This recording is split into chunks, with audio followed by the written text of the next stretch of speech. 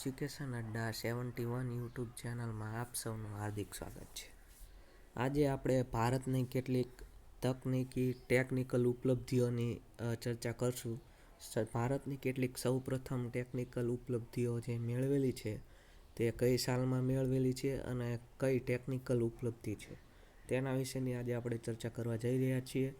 આ બધા static જીકેના topic છે. તે રેલવે એનટીપીસી અને ગ્રુપ ડીની પરીક્ષામાં ખાસ કરીને પૂછાવાની પૂરેપૂરી સંભાવના છે.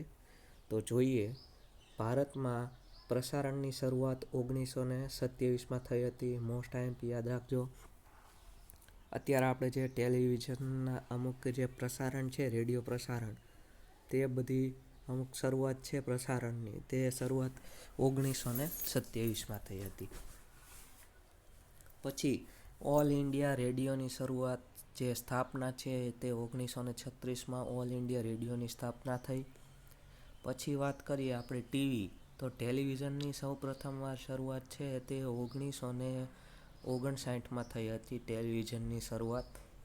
પછી રંગીન ટીવીની શરૂઆત છે તે 1982માં થઈ હતી. 1959માં બ્લેક એન્ડ વ્હાઇટ ટીવી હતા અને રંગીન ટીવી 1982માં આવ્યા હતા. પછી મોસ્ટ આઈએમપી છે તે રેલવેની શરૂઆત છે. કેમ કે આપણે રેલવેની પરીક્ષા આપવા જઈ રહ્યા છીએ, તો આ તો ખાસ યાદ હોવું જોઈએ. 1853 16 એપ્રિલના રોજ જે રેલવેની શરૂઆત થઈ હતી મુંબઈ અને થાણા વચ્ચે, યાદ જ હશે તમને. પછી સૌપ્રથમ ઇલેક્ટ્રિક ટ્રેન છે તે 23 ફેબ્રુઆરીના દિવસે ચલાવવામાં આવી હતી. પછી જે ડાક ટિકિટ, આપણે શું કહેવાય, ટપાલ ટિકિટ છે, તેની જે સૌપ્રથમ જે ટિકિટ હતી તે 1825 માર્ચના રોજ આવી હતી. તો મિત્રો આ બધા યાદ રાખજો. નેક્સ્ટ જોઈએ તો સૌથી પહેલી ટેલિગ્રાફ લાઇન છે તે 1851માં કોલકાતા અને ડાયમંડ હાર્બર વચ્ચે શરૂઆત થઈ હતી ટેલિગ્રાફ લાઇનની. પછી સૌ પ્રથમવાર અખબારની છાપાની શરૂઆત થઈ હતી 1781 જાન્યુઆરી 29માં થઈ હતી. હિકી કલકત્તા ગજેટ એ સમાચાર પત્રનું નામ હતું. પછી સૌ પ્રથમ પરમાણુ પાવર સ્ટેશન તારાપુર માં કમિશનની સ્થાપના જે થઈ હતી તે 1969માં થઈ હતી.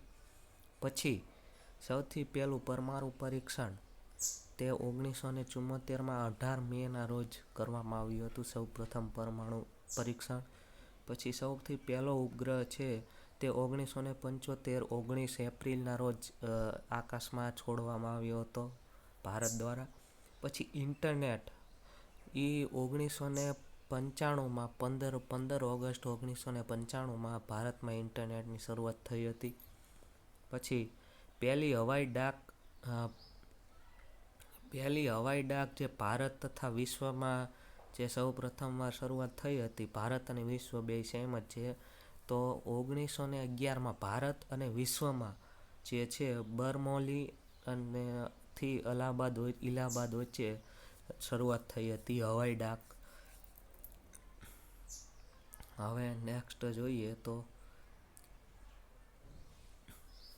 નેક્સ્ટ છે ભારતમાં સૌથી પહેલા સ્વદેશ નિર્મિત જે સબમરીન છે તે કઈ છે, તો સલ્કી નામની સબમરીન ભારતમાં સૌ પ્રથમવાર સ્વદેશ ભારત દ્વારા બનાવેલી સબમરીન છે. પછી ભારતમાં સૌ પ્રથમવાર અખબારી એટલે છાપાના કાગળનું કારખાનું ક્યાં સ્થપાયું હતું, તો નેપાનગર મધ્યપ્રદેશમાં ભારતમાં સૌ પ્રથમવાર છાપાનું કારખાનું સ્થપાયું હતું.